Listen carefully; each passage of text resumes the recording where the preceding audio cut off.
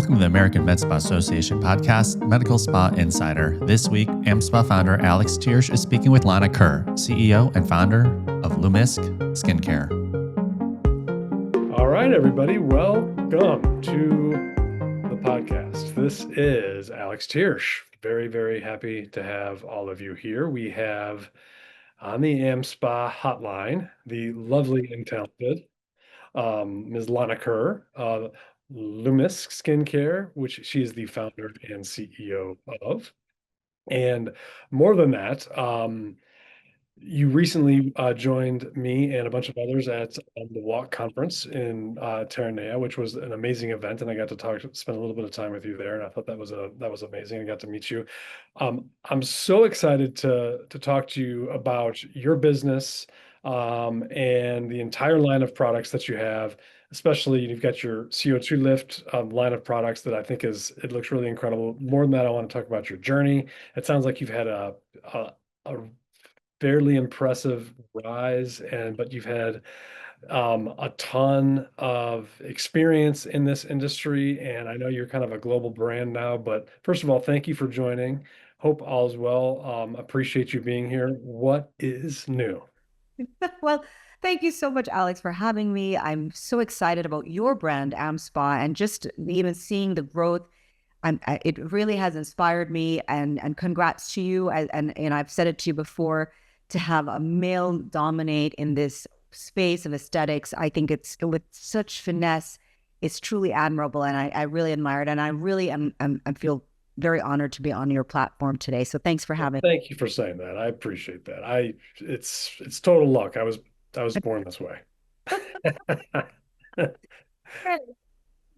But so I mean, I want to say we had met. I know I had heard of you. I had heard of your product. You had started your product had been, mostly limited, not limited, but was in the core physician market for a while.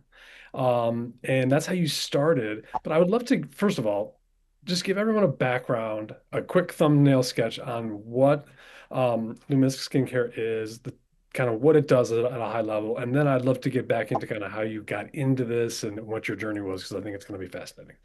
Okay, well, thank you. My journey really into medical aesthetics, it began with just a deep curiosity of how science and confidence intersect. When I founded CO2 Lift, I wanted to move beyond correction to regeneration, treatments that work with the body and not against it. And CO2 Lift, or the CO2 therapy, does exactly that. It really boosts circulation, oxygenation, renewal without trauma or downtime. And so what started with one formula, which was a CO2 Lift Pro, which is what you're referring to right here, it has really evolved into more of a global movement, which you touched on, toward regenerative skincare. And, we're trusted by physicians and patients in over 30 countries. But as a CEO, what I've learned, and I know we'll get more into this, is, leadership, is about listening.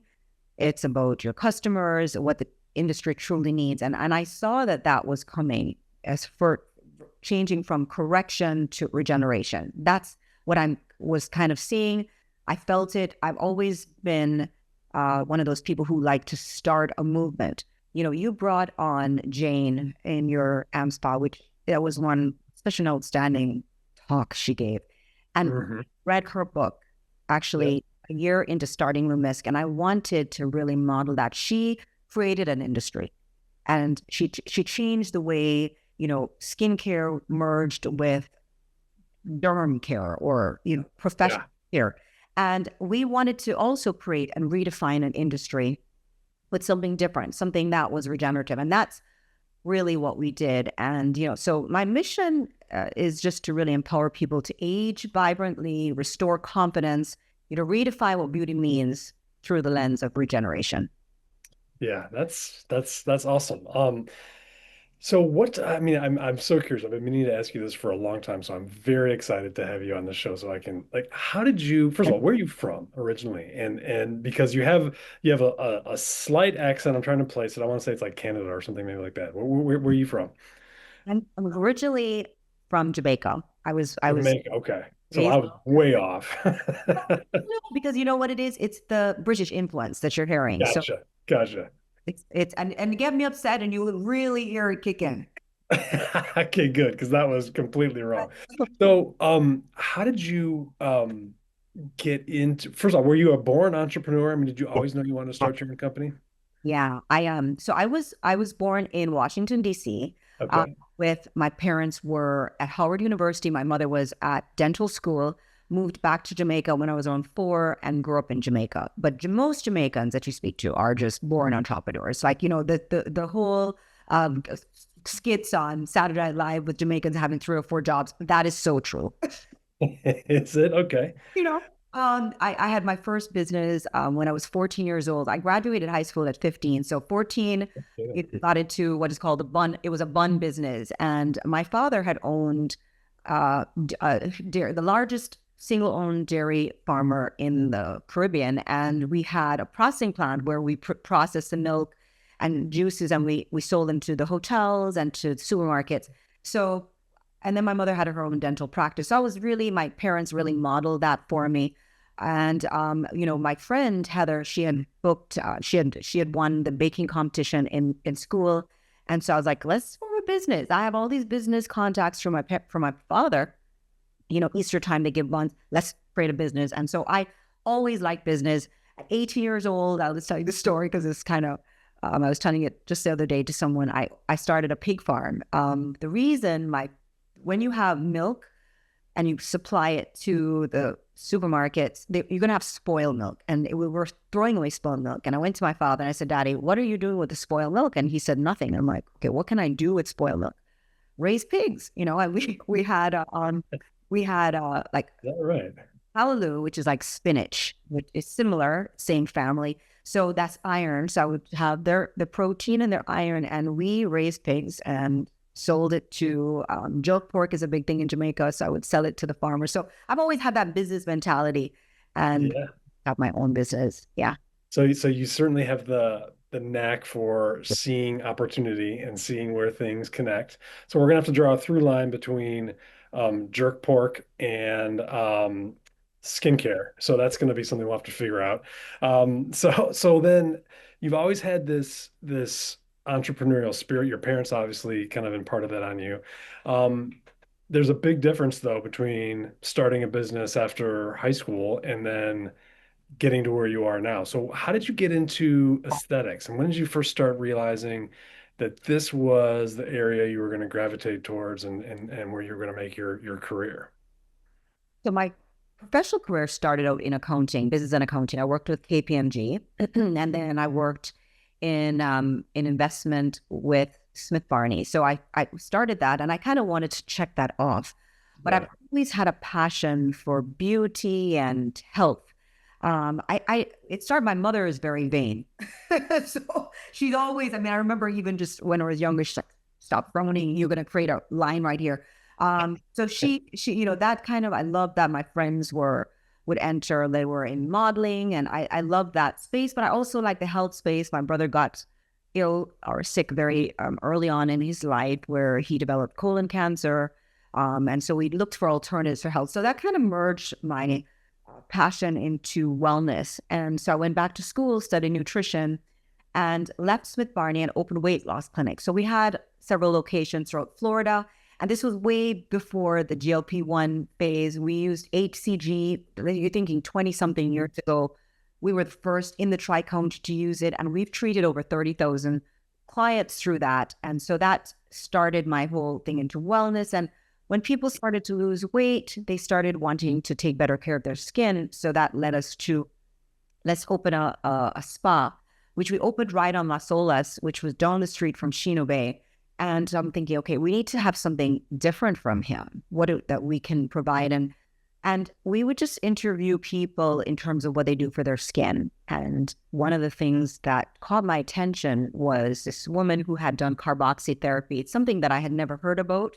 And I doing things that I didn't hear about, or investigating into something that people don't really know about. And so we looked into that, and that led us into the discovery of the gel delivery system of Carboxy. Yeah, and so carboxy, talk about that. That's the CO2 therapy that you're talking about. How did you what was the jump from learning about that to, okay, this is something that we can turn into a gel therapy and actually monetize? Because when you first did it, it wasn't an at-home treatment. It was something you were selling to providers, and that's a very, very niche market. That's different than doing a spa, right? It's different than doing a weight loss clinic where you're bringing in patients. You're selling this directly to providers. How did you get there from learning about this treatment? And what was it about carboxy that drew you so much to it? It was, first of all, that it was unique. It had very old science. It stemmed back from the days of the samurai warriors that would bathe in these hot springs that were magical to them. They would go in after battle and it would magically heal their wounds. Well, we know it wasn't magic. It was the power of carbon dioxide. And in Europe, they actually had a delivery system through a needle. So they would put the needle in with the gas and it has a natural response in the body once you put CO2 into the skin. So the uniqueness of it, the old science, and the fact that, it's so effective, and yet why isn't no one talking about this? But then we looked at the injectable delivery system, and it was very limiting, because then we would have to have only, we'd have to go through FDA clearance. The FDA did not approve of that delivery system here in the United States. And then it would just be, how do we really monetize this? Yeah. Our favorite places to visit is Japan, and they are known for their carbonic hot springs, like I mentioned to you before. And just everything is about timing. We found, some friends of ours helped us locate these scientists who just patented a gel delivery system. Mhm. Very excited, and everything is about timing. My husband, were married because I met him at the same time. I'm always a big advocate of that, and we just investigated that. And we before we launched, we met with them, and we said, this is something powerful. We decided to do a clinical study first, just to really understand it. So I understood that before we position anything commercially, we needed to prove its effectiveness, and I wanted to make sure that it had the science to back it up. And so before we launched in 2016 and 2015, we started our clinical study to really show how this gel is unique, how it is different. And the investigators, they said, Lana, this is truly different in terms of hydration. That was one of the first things we saw. The hydration on the CO2 lift carboxy gel, which we named subsequent to that, it's second to none. It's 117% after one application. And I knew the power of hydration, what it does for the skin. The skin gets thinner and drier, and then we start getting wrinkles because of a lack of hydration. And so that is what made us launch the product. And then the response was just overwhelming. I'll tell you, we did a soft launch with G-Derm. That was Wendy Roberts' meeting in Palm Desert. We did our official launch with Michael Gold's meeting at Scale.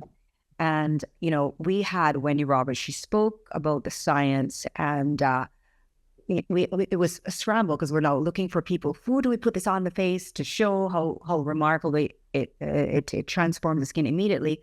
We found someone. Wendy Roberts talked about it. Then we applied the gel to someone's face, and then Brian Beisman, he did injectables, and then it switched back over to the Reveal. Oh my gosh, Alex, it was so phenomenal. We opened 300 accounts that day because it was just immediate. You saw the results. So that makes us excited, and we knew we had something. That's incredible. I mean, I'm curious, because I know there's folks out there that are listening that are inspired and want to do something like that. How long did it take from inception through trial to launch to actually getting that day when you're making 300 sales? And then at that point, that's, in some ways, that's amazing, but it's also terrifying. You sell 300 units, you're like, oh my God, now I gotta deliver all this, and what's that's gonna mean? I mean, how long did that take, and what was your reaction at that point? Well, so we started in 2015 around July, and Okay. launched a Michael's meeting. So that was like May. Okay. So in that period of time, we were prepared. I mean, we had a little bit of investment. We're self-funded. My husband and I did this together, because every business we've done it together. And that's another conversation about how it is working with spouses, but It pretty, is. well, I'm so curious about that as well. it's out. But we kind of threw everything into this. We believe once we did that clinical study and we saw how Yeah. potent it is, we were just excited to really put everything we had, all our energies and all our resources into this. So when we opened the 300 accounts, we were able to fill them right away. Right. But we didn't have any staff at the time. It was really just Terry and myself, and we hired some temps. I was the support team. I would answer the phone. My middle name is Alicia, so it's Lana Alicia. My mother's Lana as well. So I would answer, "Hi, this is Alicia." And when they had a problem, I would bring it to Lana, and I would hear her comment, the same. I said, "Yeah, we all Jamaicans sound the same." So my son would, they were young at the time, they would get involved, and so we kind of grew. And then we hired our support team, and we really just kept reinvesting in the company. But yeah, there's always a little bit of fear. It's something that we've done before several times, done businesses. And so you just know how to manage your emotions. And once you have the confidence, once you believe in it yourself, once you see the vision, you just move forward, and you need to have courage and move. Yeah, it's you know what it's easy to say, and obviously it comes pretty naturally to you and to your husband and family, but doesn't come naturally to everybody. I'll tell you that. It's so you do it very you do it just kind of very naturally, and that's impressive. I'm curious, what do you think? What's different about this industry versus some of the other industries that you were in? I mean, you were in the spa industry before. You were doing weight loss, which is similar but different, right? I mean, what's your take on aesthetics? Well, I think aesthetics. Okay, so with weight loss, I mean, that's still, you can see what's going on in the weight loss industry. Yeah, Everyone wants to continue. So weight sure. is always a big factor. But, skin is our largest organ. Yeah, And, our health really is determined by our skin, to not only our appearance, what we see in the mirror really helps to give us, sets our tone and how we work and how we do things. What is exciting to me about this space at this particular time in our history is that people are looking to regenerate the skin versus, in terms of, the shift from the filler to, and nothing is wrong with that. There's a place for all of that. But I yeah, think what's exciting to me is that we're at the space now that we're looking at total body skin regeneration. And yeah, and CO2 lift is exciting because we are in a space all by ourselves. When we did weight loss and everything that I've ever been involved in, I like to be the first. With HCG, we were the first involved, and it did take some ramping up. People were like, "How could you lose weight with this?" And we proved it, is evidenced by the number of patients that put their trust into us. And eventually we got rid of the locations and we went to telemedicine. So we helped people nationally on throughout the United States. The CO2 carboxy gel is a new branded skin regeneration, a new category. It's carboxy regenerative therapy. And it's exciting because it's something that goes through the whole body, not just the face and the neck. We're talking about our genitals area. And right now we're the only ones in that space. So really we need to capitalize and help people to identify or link fast skin regeneration with our brand CO2 Lift Carboxy Gel.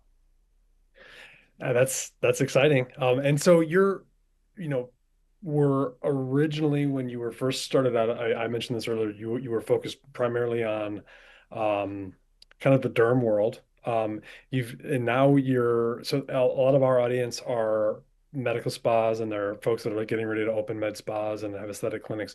What do providers who are listening right now, and they're interested in CO2 lift or that brand of product? Now, I know there's a few of them. So I don't want to speak wrong on which one, but I know there's a couple of them. How does that incorporate into their practice? Is it used primarily after treatments? Can it be used on its own? I know you're getting into the female wellness side of things too, which I think is obviously a huge market as well, and a huge issue for folks out there. What's when you kind of give your elevator pitch to medical spas and owners of medical spas, what's the main thing that you want them to know? Okay. So what is the benefit of increased circulation and oxygenation to any treatment? So let's look at, I'm going to just pick Sculptra. Let's look at that. That's a big thing. People are doing a lot of biostimulators. Yeah. How effective can that be? The benefit, Sculptra takes some time for you really to see the benefit, but the results of that treatment depend heavily on circulation and oxygenation. The complications that people don't want, a med spa owner doesn't want complications. What will minimize complications? Increase circulation and oxygenation. Now, so we suggest that for every Sculptra, a CO2 lift should be placed with it. Why? You're going to enhance the results. I've heard this analogy before by a physician, and I really love it. Those biostimulators, like a Sculptra, I'll use that to give for an example. They're like fertilizer, but they need good soil. And soil, to get the good soil, you're going to need sun and water. And that's what CO2 lift is. It's like the sun and water because it's giving oxygenation and circulation, blood flow. And that's why it will be beneficial. If you want your patients to experience better results faster, which people want, this is where you would place it. We already know the science is there, what we're increasing with blood supply, what we're doing for tissue oxygenation. So, and that's why they're even used with complications like a vascular occlusion. So that's one way a med spa owner would want to position it. And even, again, in terms of lasers and energy-based devices, the results are going to be achieved better if you have healthy skin. So our latest clinicals with the Mayo Clinic really substantiate the skin reboot, which is what anyone will want to do before a procedure. If you want to heal better, if you want to get the better results, protect your investment, you need to make sure you have good quality skin. And the CO2 lift is doing that faster than anything on the market. If you use it along with other like exosomes or any of those other type of modalities, it's like jet fuel for those products. So I like to encourage med spas, who want to differentiate themselves, who want to really be patient focused or enhance the results and the speed of the results, consider CO2 lift because it's like hyperbaric in a box. I'm sold. I'll take two.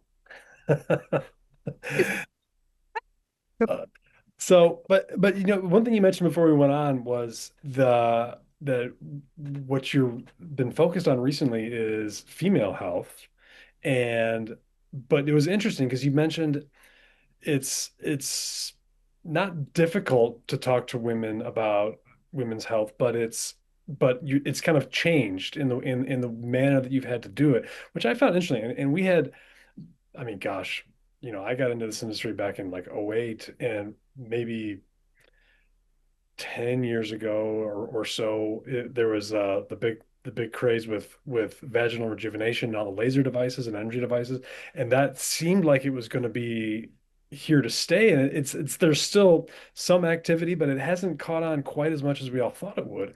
And I'm curious what your view is on that, because you mentioned a few things before we started, but you've kind of got a different approach to it, and there's maybe some, I don't know if it's generational or if it's just kind of where we are as a society, but things have changed a little bit in how we talk about stuff. Tell me about that again, because it was interesting. I'm so glad that things are changing. Definitely, one of the reasons I feel that didn't take off, first of all, is women are very private. In fact, one of the challenges that I had when we entered this space, and we started this back in 2018, was that women they were very closed off to even discussing intimacy or sexual wellness. So to think about going into an office, having an energy-based device stuck between your legs with the lights on, The whole thing just it seems so uncomfortable to even talk about. I get nervous just even talking about Yes, I know. So that was a challenge. it. That was a challenge we faced. And so we and I, I'm a big advocate of, importance of intimacy in a relationship, of what it's doing, not only for your partner, but also for what you're doing with yourself. But there's so much still resistance on that. I would go into a room of women and talk about who wants better orgasms, and my age group, which I'm in my mid-50s, 2 out of 50 women. Yeah. Because I'm good, whereas, if you go into the same audience of women and you say, listen, who wants to have less infections? Who wants to be able to jump on the trampoline with their children or grandchildren and not urinate on themselves? Who wants to, not have dryness there? 100%. So we have shifted, even in this day and age, where we find that the sexual conversation is better received with the younger, you're talking about like the 30-year-olds and the 30 and higher, up to my age and older, they're not still comfortable with that. We want to shift it to women's, as opposed to sexual wellness. Like, just even that word for some people is triggering.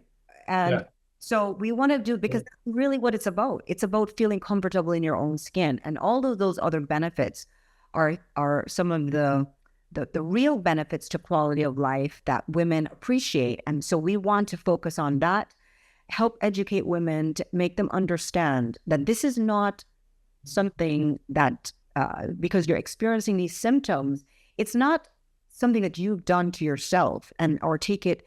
Some people, I use it to identify their personality. No, I've heard it from a gynecologist. It says you may not have a child, but every woman will eventually have a dry vagina. So let's accept it. Let's treat it. Just like in our face. We talk about how aging impacts our skin in our face, our neck, and then we jumped over to the knees and we left out a very crucial area. We need to educate women and show what happens and how this relates to us in terms of our quality of life, including our sexual wellness, if that's something that you're interested in. But this is something that women can do hormone-free in the private of their home.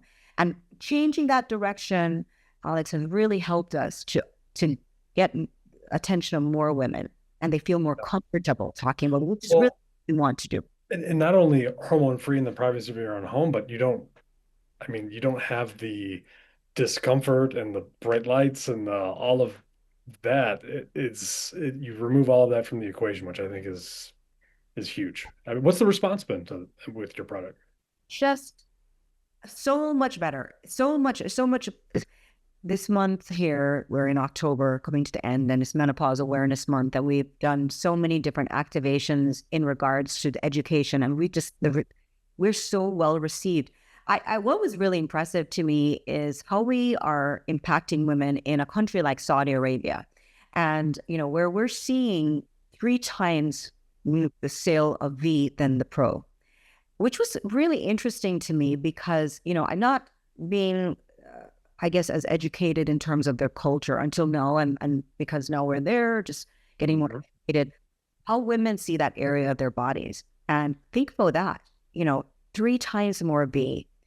They like the fact that it's also private, it's comfort, all the things that you just mentioned, and it's a comfortable treatment. But more importantly, not only is it safe, Alex, it's effective. And I think that's what's the nail on the head. Women are seeing the results very quickly. Yeah, I know. That would not be a market that I would guess would be popular for that. That's crazy. But at the same time, that it makes sense. Right? Yeah. Makes sense. So what's how many countries are you in right now? What's your you're worldwide, you're a worldwide international player. We're in the number on I'll just tell you, we're in most of the countries in Europe, in Central South America. We're in the process of getting registered in many of the countries. India, we're approved, we're launching next month. Awesome. Australia, we launched in January, and all of that has been really exciting for us. Yeah. I mean, I mean, congratulations on all that. I know you're someone who's used to success, and obviously, building a successful business is not something that's foreign to you, but nevertheless, I mean, it's not easy, especially in this business and in aesthetics. There's lots of folks who have tried and failed, and there's a lot of competition out there. It's impressive what you've built, so you should be super proud. And by the way, you must be a user of your own product because there's no way you're in your mid 50s. You look like you're like 25. Come on. Oh, this is why you excel in this space, because you're so sweet. Thank you so much. Yes, I am. I've been using it now for 10 years, and it really shows on my skin. It's always interesting to me when I'll have a dermatologist who knew me back in like 2018, who didn't pay any attention, and they will enroll now, and they'll say to me, Lana, it's really based on your skin, because I've seen you through the years, and I have everything in my office, and yet your skin looks so good. And it is really, and we've seen, Alex, through our latest clinical with the Mayo Clinic, and I'm so excited about it, where we can reverse cellular aging. What are we doing for senescence and skin microbiome? Really, you can age backwards. And a crucial part of it is the technology that we have. So that's very exciting. But thank you for the compliment. Incredible. And do you ever go back to Jamaica to the milk farm and say, "Hey guys, what's going on? You want some CO2 lift?" I mean, how does that? Well, my father sold the factory to the government. Yeah. So that has been, but yeah, I go back to Jamaica every year. People know me. In fact, I'm going this year again, and my friends who see me, they're like, "Gosh, Lana, I need that CO2 lift. You look so," they compliment me on my looks and so on in terms of my aging. But so that's always good to hear. Yeah, no, it's got to be. I mean, people have got to be amazed at kind of the business that you've got into from where you started, and any desire to get back into the pig business after you've done with all this. Do you know something, Alex? I don't even eat pork anymore. I was vegan for like 2 years, and I just became I switched when I was in AMCAS this year. There was nothing to eat, so I started incorporating fish into my diet. So no, I have not eaten pork, and definitely being in the pig business, you just don't want to eat pork. Yeah, I can only imagine. Oh boy. So what's next for you? What's next on the docket? I mean, you've kind of dominated most of the world. I'm anxious to see and hear more about this Mayo Clinic study. Sounds like that's cool. But you got another product coming out, or are you just looking to kind of work on this side of things, and what's next? Yeah, well, again, thank you for that question. We are still in the education process. When you launch something that is the first of a category, it definitely requires a lot of education. And we're still just scratching the surface. So, with Heather Brennan coming on board, one of our focus right now is going more into reconstructive surgery, and how we can be such a great adjunct and tool for these women with breast cancer, for instance, and breast reconstruction, vulvar reconstruction, and those type of modalities, going more into working with oncologists for radiated tissue, because we can be a source of relief for these individuals. And so that's really a focus that we have, expanding our information in terms of female health. And now we're actually going into male health, because we have quite a few of our physicians who have used it, are using it for, male enhancement, which is a big deal, not to put no pun on the big part. So that's the focus. And of course, continuing globally. We just launched globally, so we really need to expand on that. And I'm really excited about that. And doing projects like storytelling is one of the things that I love to do. We're doing documentaries coming out next year, March, it's called Private Parts, which we're really excited about, shining light on, women's health, and just a journey of different women and what they go through, different ages, and how even the CO2 has been valuable. And a project that I'm working on that we're really excited is putting out a short film, and just really with that expanding the brand. It's a breast cancer film, because I think most education or even films are made where a woman just finds out she has cancer, maybe the chemo and that journey. But what about her life 2-3 years after? No one really talks about that. And that's what we're kind of delving into. So I'm excited about that project as well. That's exciting. Oh, good for you. That's cool. So you've got a whole bunch of things going on. Can't wait. The documentary sounds amazing. And again, I sincerely apologize for claiming your accent was Canadian. That is a massive, massive mistake. And I apologize to the rest of the Jamaicans out there as well. Um, where can folks find out more about CO2 Lift, CO2 Lift Plus, all of those things? Because I know there's going to be folks who are listening who want more. And then, where can they find out more about you and the products? Thank you. CO2 on Instagram, CO2 Lift at CO2 Lift is our main brand. Yep. At CO2 Lift Pro is where providers will go. Okay. CO2 Lift V is for information on that area of the body. For me, my personal handle is at the Lana Kerr, and I am very good at responding to my DMs because I get a lot of questions asked in there. So you can find me, and I'm happy to help in any way that I can.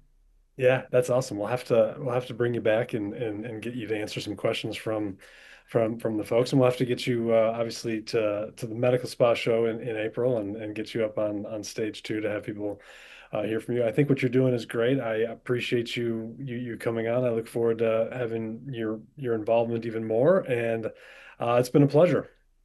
You're such a gentleman. Thank you so much. I appreciate you saying that. Thank you very much. It was nice talking. We'll talk soon, okay? That's me.